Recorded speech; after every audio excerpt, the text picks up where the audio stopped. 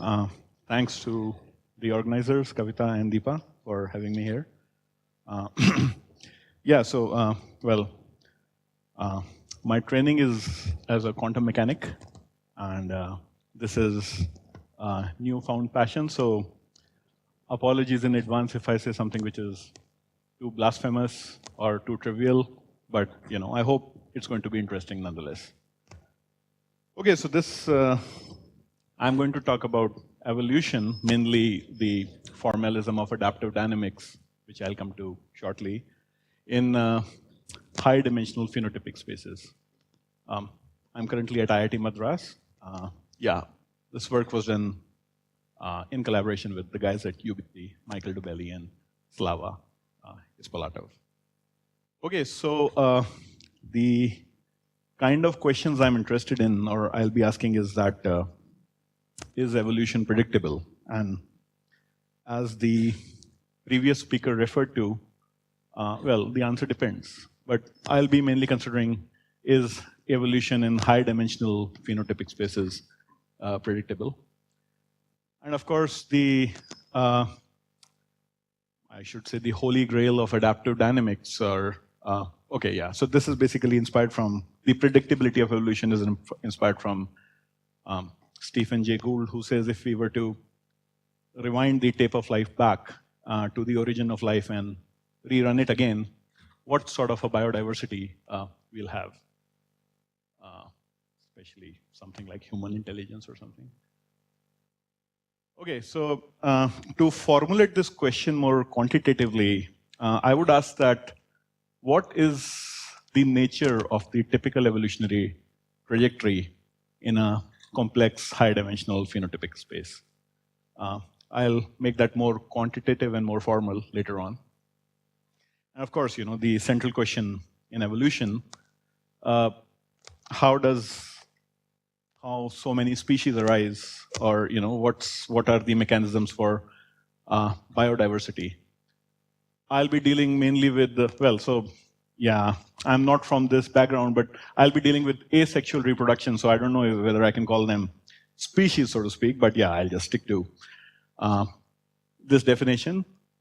And the motivation is that, well, we have millions of biological species, and I've been told that, one of the logical conclusions is that they have one common, last universal common ancestor. So, yeah, the question is that, what are the ways in which this speciation takes place?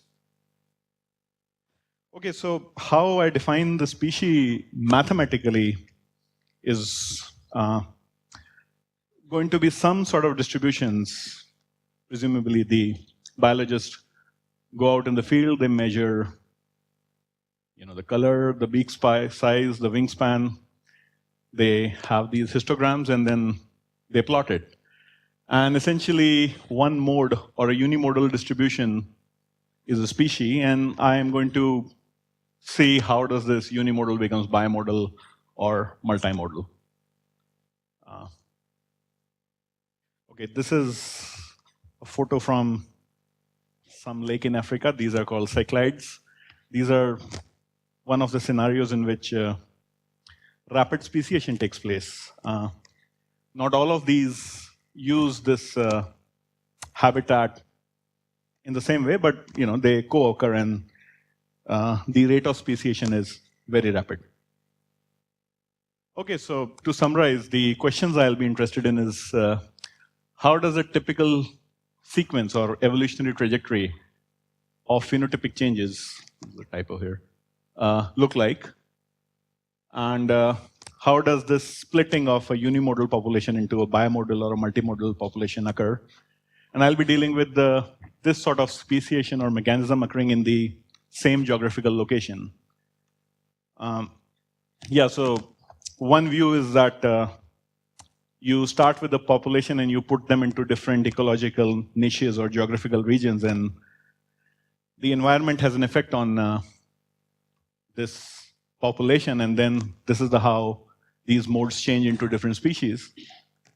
But in some sense, that's a very, geological way of explaining something biological. It's kind of not in the spirit of Darwin. And of course, questions like, what is in one geographical location, what is the long-term fate of these species? Okay, so one point of view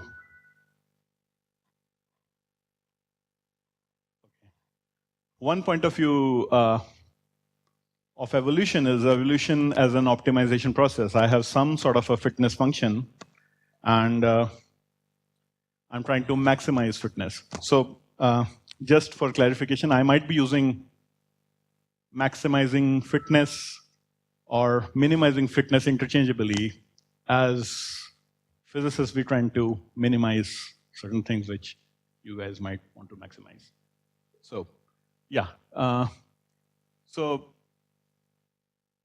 this, this point of view sometimes actually assumes static fitness landscapes, or the fitness is not dynamic or changing as a function of time. And evolution is viewed as a dynamical system converging to some sort of an equilibrium. And any sort of changes that happens to this fitness are due to some changes in the environment, abundance of food or temperature or other things. I'm going to talk about frequency dependence, which is basically the fitness itself, or the force of selection acting on a population, depends upon the phenotypic composition of the population. So there are ecological interactions, competitions, predator-prey, or competition of the same species for the food. And this is a kind of an biotic interaction added to the abiotic interaction, which has an interplay in this fitness. And as you can see that because the composition of fitness, or composition of the phenotypic distribution is dynamic, the fitness landscapes are also dynamic in nature, and they keep on changing as the population evolves. Yeah, so the message is that the current phenotype composition of a population is a crucial factor determining whether or not that's the right thing to do. Okay, so, yeah, this might be too trivial for all of you, but evolution, I consider it as a dynamical system. It's actually a directed random walk in some trait space, and I have birth, death, mutation, and selection. I consider mutation to be the driving fuel of evolution, and when the mutations are favorable, I have invasion and selection. It should be a movie somewhere. Yeah. So this is a population cloud. This is based upon individual modeling done through stochastic simulations. Yeah, but this is a population cloud that moves in the trait space, 2 traits in this case. And it's a birth-death process, and there is some probability of a mutation on the birth. And yeah, in this case, it takes a very nice cycle in 2 dimensions. In general, and all this motion is happening on evolutionary timescales. One of the earlier speakers said about the rate of mutations. Yeah, so in a sense, in adaptive dynamics, the assumption is that mutations are rare, and on the ecological timescales, they occur once in a while. And if there is a favorable new mutation, the whole population gets fixated. Or in our individual base model picture, the center of mass of the population cloud keeps moving. In general, this evolutionary trajectory can be complicated. This is one of the typical ones I've shown here. Yeah. So what I'm interested in, when I have a large number of dimensions, or the phenotypic space is large, and the individual death and birth rates depend upon the ecological interactions in a very complicated way. Rate of photosynthesis, color, and the entire dynamics, which I showed as a 2D cross-section, actually is occurring in a very high-dimensional space. So this is the ecological model I'm considering, the standard logistical model. I'm sure everyone is familiar with that. Essentially, This term is the rate of growth of the population density of the population with the trait value x. And, well, it depends upon the initial population. It also suffers a competition due to all the other y's traits present in the population. And alpha xy is the competition kernel. How strong is that competition? This is just the carrying capacity of the population. So the advantage of, well, one advantage of such models is that, so again, we might need to come up to the common language, but I consider this sort of a model as the ecology of the problem, how much competition is happening. But these birth and death rates and this competition is dependent upon the underlying traits x and y. So this sort of a picture combines both the ecology and the evolutionary aspects. And that's one of the, well, that's one of the powers of this adaptive dynamics formulation. And this term over here is the effect of competition due to all the y for x. Yeah, so using this sort of an ecological model with the traits embedded, in a nice way, one can derive something called as the invasion fitness function, which is very simply the per capita growth rate of the mutant y in a resident x population. You just plug the delta function over here, and you get the per capita rate of growth of the mutant y. And that is the invasion fitness function, depending upon the sign. So, for example, if the per capita growth rate of mutant is positive in the resident population, invasion takes place, and that's given by this function. The gradient of this function, or the derivative of this function, gives the direction in which the mutations can cause selection.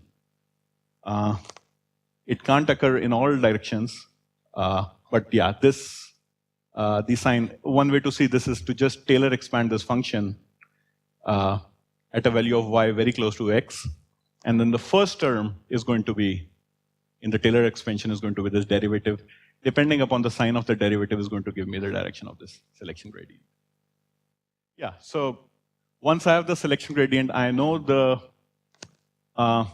direction in which the population is evolving, and I can come to a system of ordinary differential equations in the trait space. So I transferred from an ecological model into a system of ordinary differential equations in the trait space, dependent upon the selection gradient over here. And now I deal with this as far as I'm interested in evolution. Okay, so depending upon alpha, alpha is a complicated way in which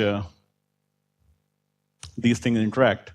Depending upon the nature of alpha, which shows up over here also, I can in general have ordinary differential equations looking like this. So this is the rate of the change of the trait value that depends upon all traits in a very nonlinear fashion. And yeah, just iterating these differential equations, either I can have the evolutionary trajectory to go to a fixed point, I can have cycles, or I can have very complicated trajectories. Yeah, so this is one result which is intimately related to the problem or the predictability of evolution. What we showed, or what I show in this plot, is essentially this is the probability, and this is the number of dimensions. So right now, you can consider this a dimension. How do I go back on these slides? Yeah, I'm trying. Oh, okay, yeah.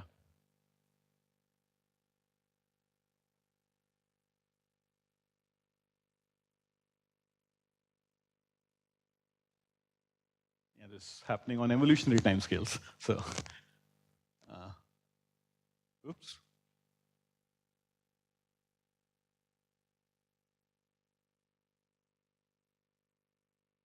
Yeah, it just gets stuck here for some reason. Yeah, so I have these equations, and this gives me a probability of various things. So the green dots are the fixed points. If my so this is the probability that I start my dynamical system with random coefficients, A and B. It can be anything. And what is the chance that I simulate my trajectory and I'm going to encounter a fixed point? Yeah. Sure. So X is my phenotype. And many of them. So that's why, D-dimensional space. Yeah, so basically, depending upon the choice of my competition kernel, which was on my previous slide, yeah.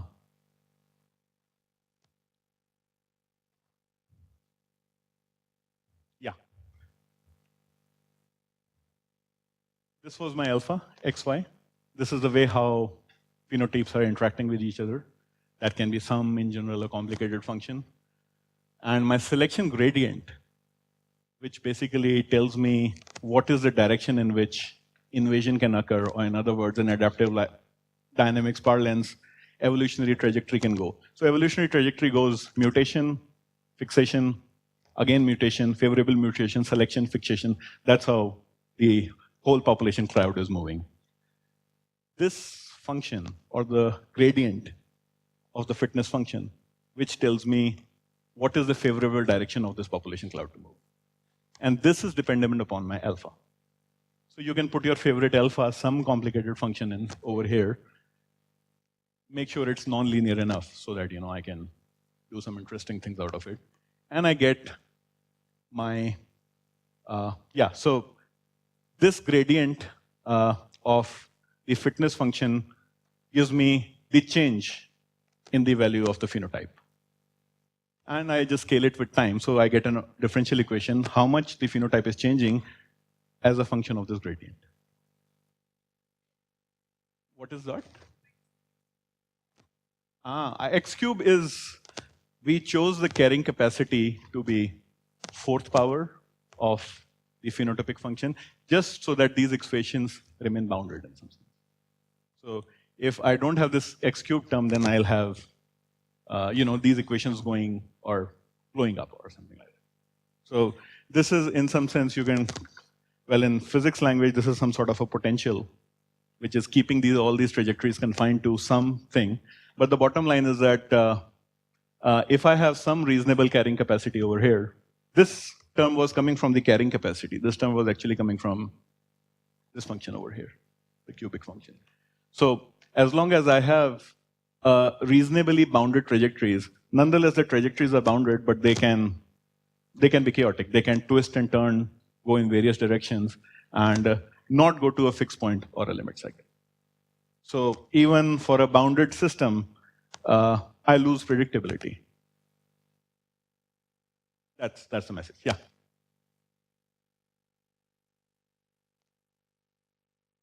Yeah. Why is it? Well, so this fitness function actually tells me the rate of growth of a mutant in a resident population. So all the resident population, they have the fixed carrying capacity. But mutant, by definition, is going to be a different rate, and the carrying. So take it as I have.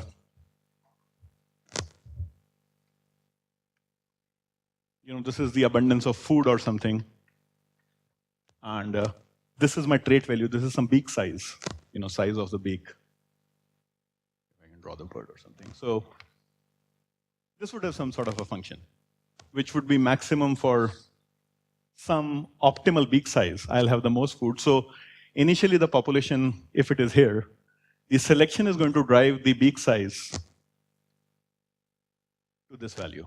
But depending upon where I'm on this trait, my fitness is going to be different and my carrying capacity is going to be different. Because I am not, so in some sense maybe this is different from the, so adaptive dynamics is assuming that the trait itself is a continuous parameter change.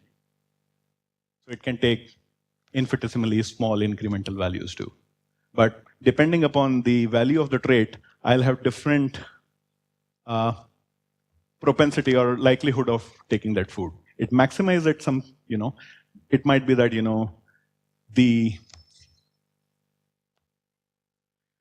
the fitness has intimately the carrying capacity in it. So fitness has two terms. One is this abundance of the food. Everyone wants to do the thing, or everyone wants to go to the big size where there's most food. The fitness also has the competition due to other. If all of us hit over here, if all of us are here eating the same food, well, then there's too much competition. Then there's more incentive to probably, change my food habits or something like that. So yeah, that's a good question. The fitness has both elements, the food abundance or the carrying capacity, which is sort of, trying to cluster the population together. Everyone wants to maximize to the same thing. It also has the term due to the competition kernel. How much two beings or two living beings or whatever, two individuals, how likely are they to compete with each other? Yeah, so in general, choosing alpha to be some nonlinear function of the phenotypic of the mutant and the resident, I get equations like this. The bottom line is any nonlinear equation like this in high dimensions, I can have one of these four possibilities. I can have three only. Fixed points, cycles, or a chaotic trajectory. And what we showed is that as the dimension of these evolutionary equations increases, the probability of chaos, which is given by these blue rhombuses, goes to 1. So apparently, for a 50-dimensional phenotypic space, almost with a probability of 1, the trajectory is going to be chaotic. This is how the fixed points occur. As the dimension is increasing, the fixed points drop down really rapidly, and the number of cycles remain almost the same. And we did this for, we simulated thousands and thousands of these ODEs, choosing these coefficients in random. But this seems to be a very universal feature of a dynamical system. We did it for quadratic nonlinearities, cubic nonlinearities, different sorts of potential. But the message over here is the same. The red curve is our analytical prediction. The probability of chaos scales very nicely with the dimension, so much so that roughly a 50-dimensional space, and I'm assuming that, let's say the evolution I'm considering is a complicated interaction of so many phenotypes, then it's impossible to describe that evolutionary trajectory. It's going to be always chaotic. I can tell you the details how we did that. Basically, the idea is very simple, how to prove that this system for a dimension of 50 is universally chaotic. You can also regard this as a problem in physics. Basically, you have the phase diagrams, water, ice, water vapor. This is in some sense the phase diagram of a dynamical system. As the dimension goes up, what's happening? Is it likely to encounter a fixed point? It's likely to have a chaotic trajectory or cycles. But essentially, the way we showed this is, I'll just give you an intuitive picture. Imagine I have a 50-dimensional dynamical system. All I need to show is that each of the fixed points of the dynamical system is unstable. Fixed point is something where the trajectory actually zooms in sometimes. For example, I can have fixed points.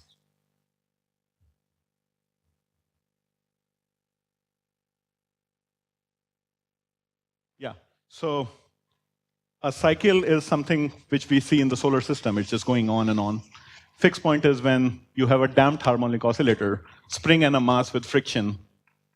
It eventually comes to the fixed point. A chaotic trajectory is, it doesn't go to a fixed point, it's still in a bounded space, but it keeps folding on itself, and it follows a chaotic trajectory.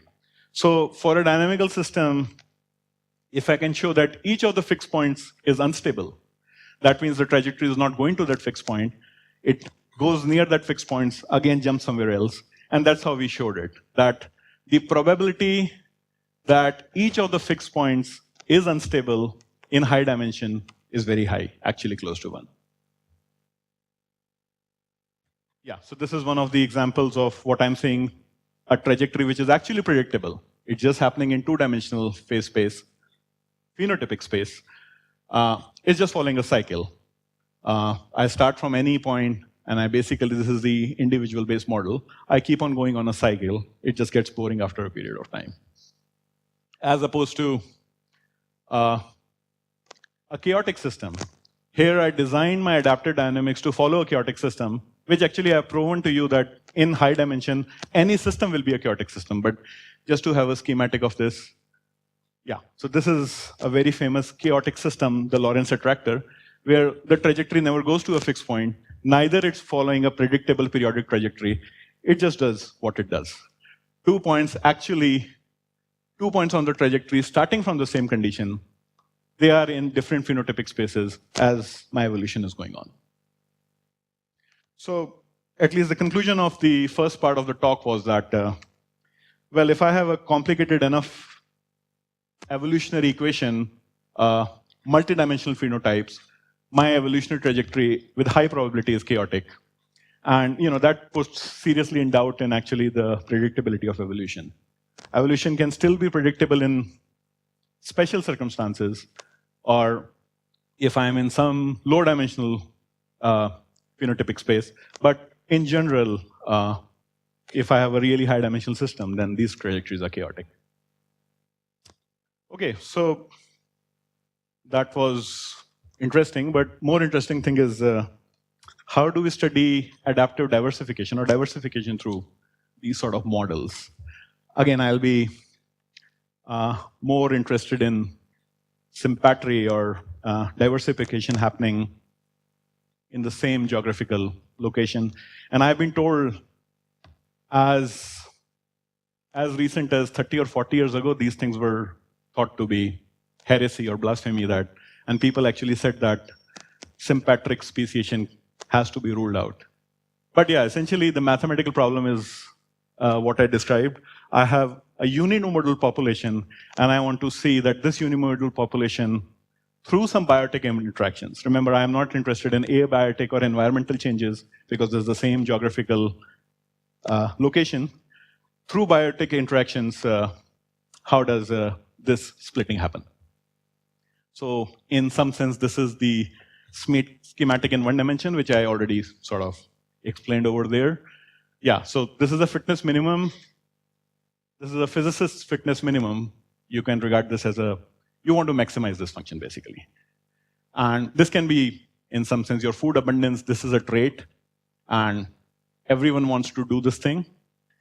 But once everyone wants to do this thing, there's biotic interactions. Everyone wants to do this thing, so there's a huge competition, and disruptive selection might cause this pattern formation.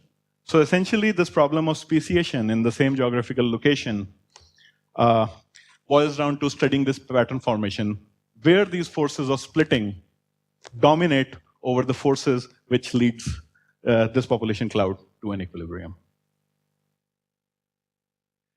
Yeah, so one of the results which was well known in the literature is that one has to reach an equilibrium or a population or a fitness minimum, in your case, a fitness maximum, before the splitting can happen.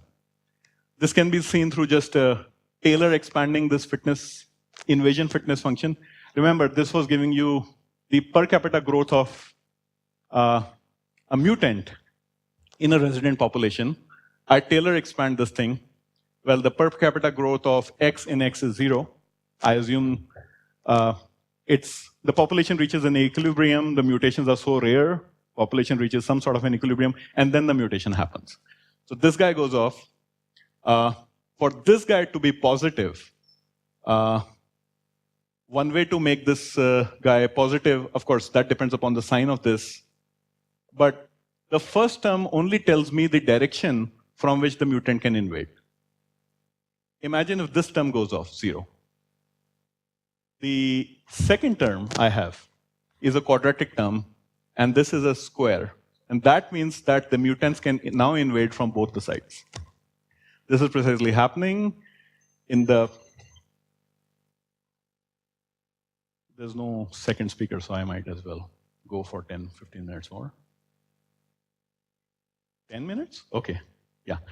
So, yeah.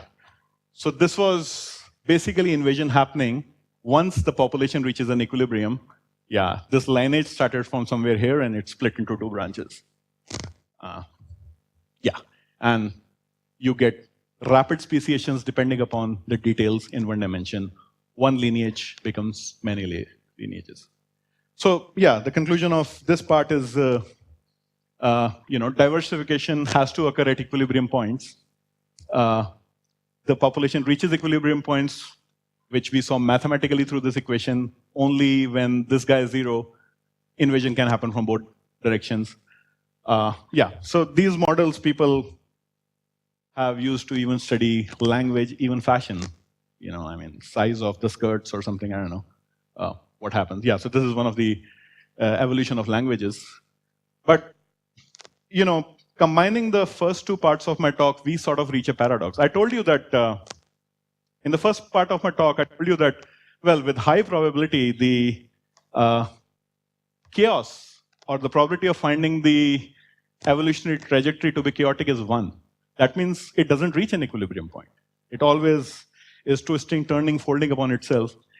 And in the last half of the talk, I told you that for this sort of a speciation to happen, I should first reach an equilibrium point, and then the mutants can presumably invade from both directions, and I'll get some sort of a disruptive selection.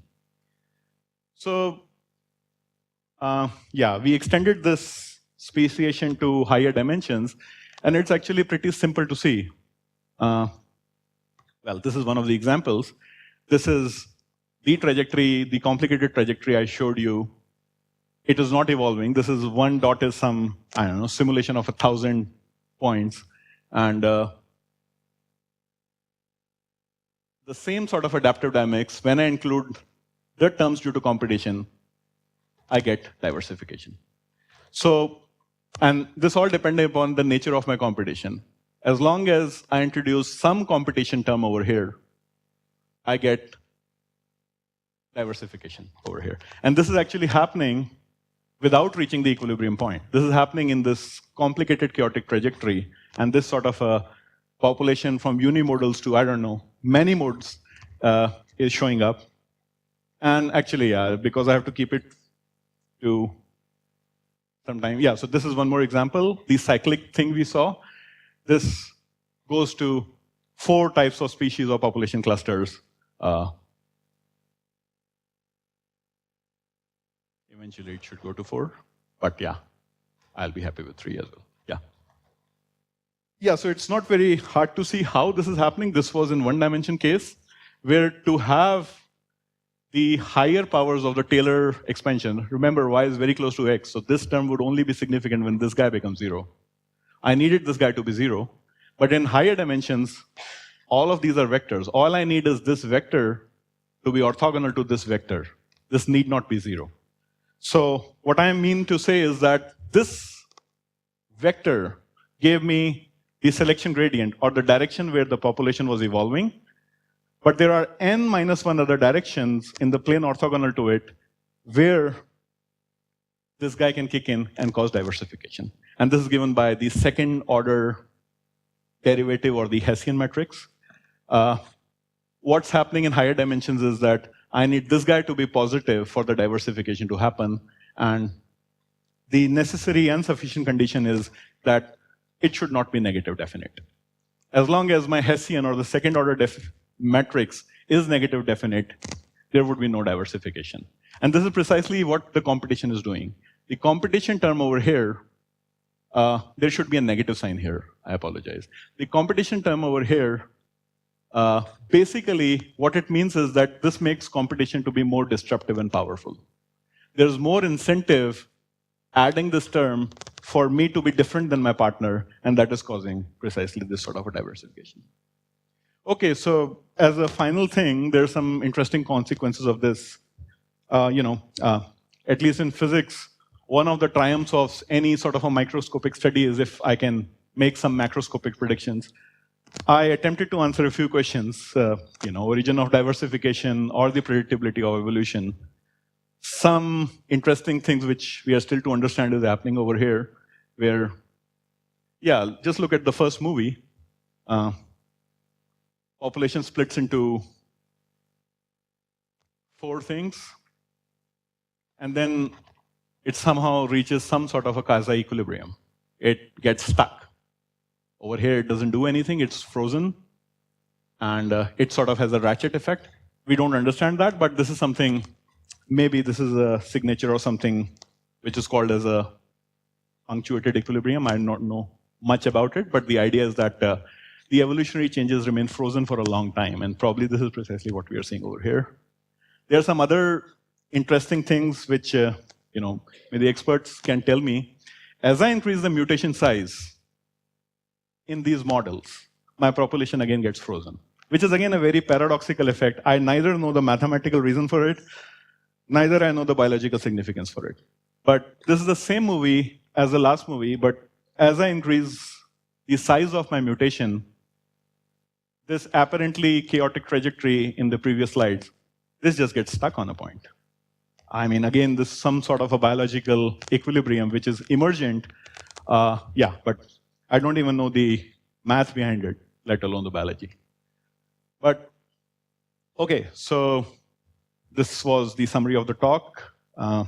We discussed a bit about the chaos and unpredictability of evolution, diversification in high dimensions, and some macroscopic effects of evolution. Thank you.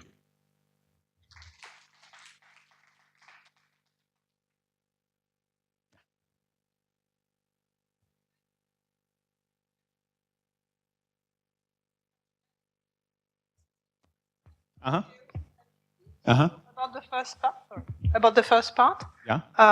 So I was mentioning this debate about complexity and stability of ecosystems that was purely ecological, but using the same kind of, Lotka-Volterra models as you, Lotka-Volterra models as you use, the same kind of models with a carrying capacity. And so what I was wondering is this result specific to evolution, or is it just the same result that you would see if you had only purely ecological dynamics? As long as I can get nonlinear equations resembling these guys, and this is pretty universal actually, this is basically, I can design any equation on this form. It has the linear term, it has a quadratic term, it has a cubic term. As long as my equations resemble these things, I can choose these coefficients to be arbitrary, and they follow this sort of a universal scale. Yeah. So this result is pretty concrete mathematically. Okay. So, but do you know this literature about, because this was discussed by Bob May and people before, purely from an ecological point of view? And what was their conclusion? The conclusion was that also there was this paradox that if you thought that if you increase diversity in an ecosystem, you would stabilize it. You would stabilize it? Well, that was the intuition of biologists. And so the models produced by Bob May and a lot of models after that showed that actually it was not always the case, and I think they found the same kind of chaotic behavior as you're exhibiting here. Yeah, I'll be very interested in increasing and stabilizing. Okay, so because it would be interesting because there's maybe some scaling effects that are not completely trivial. Like when you increase the dimensionality, so you say you pick your coefficient at random. Yes. But somehow you don't scale the total. No, we scale it. You're scaling what? Yeah, we scale these things. So what really roughly is happening is that as the dimensionality is increasing, not only the probability of chaos increases, the magnitude of chaos also increases. That's captured by something called as the Lyapunov exponents, like how rapidly the trajectories go away from each other. Yeah. So these coefficients and everything in this problem is the kind of trajectories I showed you. I showed you those trajectories. Yeah. They were all scaled. It's not that. So how are they? What do you scale them by? Well, these lengths are scaled appropriately according to the dimension D. So remember, so this is, say, for example, for a two-dimensional thing, this is just happening 0.4 to 0.2 something. So over here, for a 30-dimensional system, it's minus 30 to 30. For a 100-dimensional system, it would be large. So these lengths and the coefficients are appropriately scaled. Yeah, but what I'm just saying is that maybe there are biological ways to scale those coefficients that I don't know. I don't know about that. Sure. But maybe they would. They might, this property of increasing dimensionality and increasing chaos might not necessarily hold if you've got another scaling. By scaling, you mean the choice of these coefficients?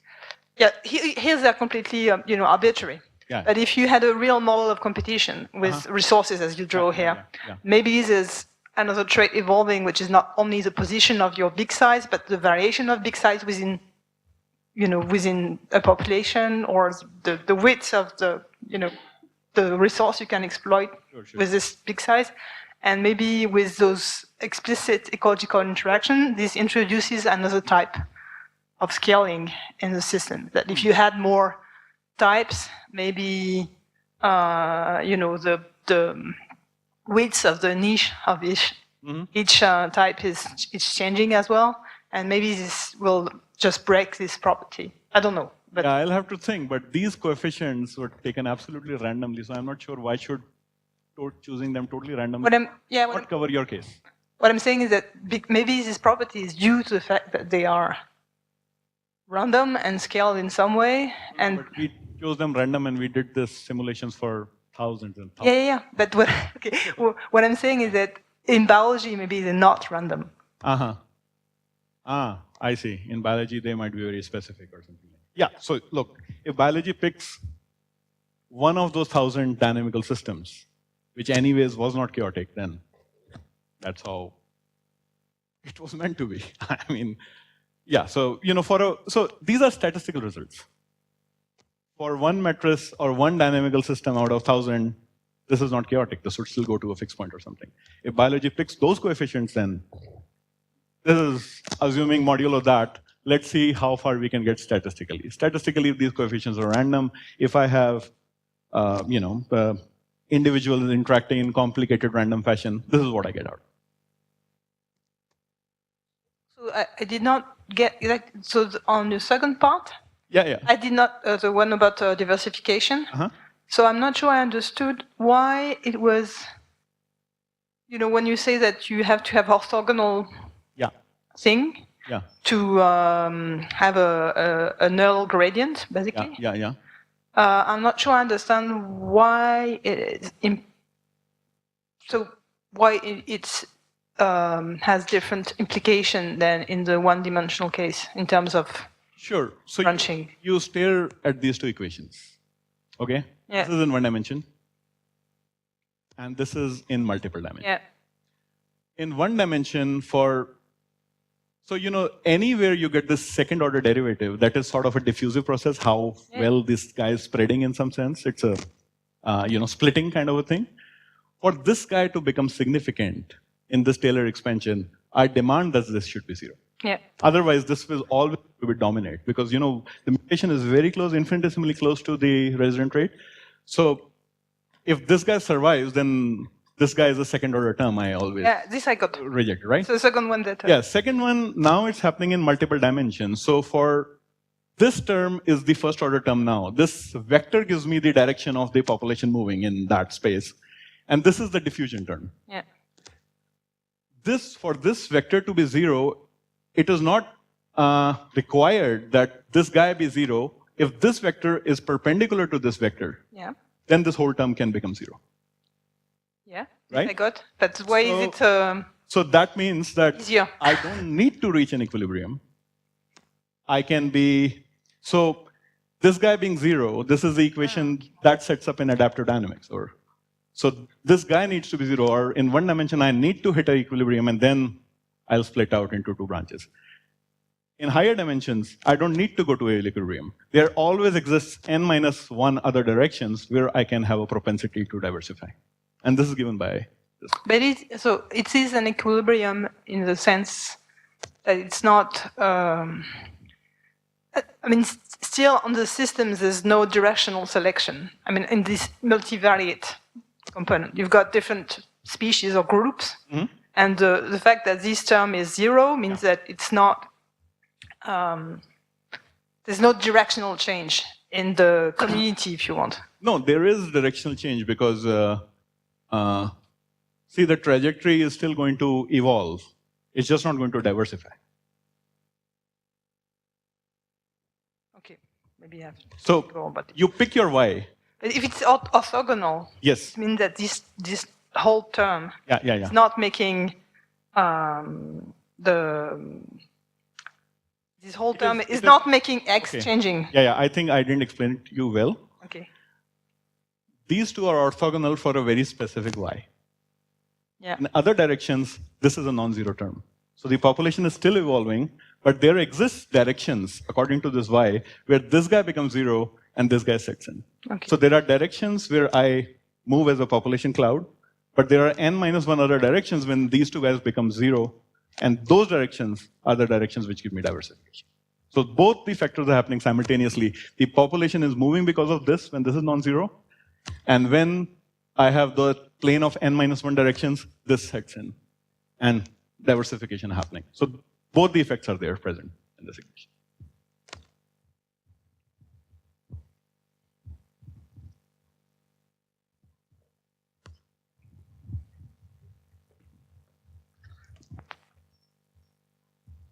So also about the speciation part, you showed some movies where there were sort of lots of points moving around, and you said this was diversification. So yeah. Right. So is each of these points a group, or is are these individuals? Yeah. No, that's a good question. So this dot is a group of 5,000 individuals, and when this dot sort of separates, these are different clusters which form, and each of them is a population cloud in itself. And so, one population cloud becomes, I don't know, 20 of them over here. I see. So and how do you define? I mean, they still seem like concentrated. So they're really all at the same. Yeah, because this movie was done on a really large scale where your group is really concentrated. Mm-hmm. Maybe these guys sort of give a better picture where the population cloud is sort of. It doesn't look like a point or a black dot or something. This is, it has some sort of a thing. But essentially, all of them are population clouds which sort of cluster away from each other.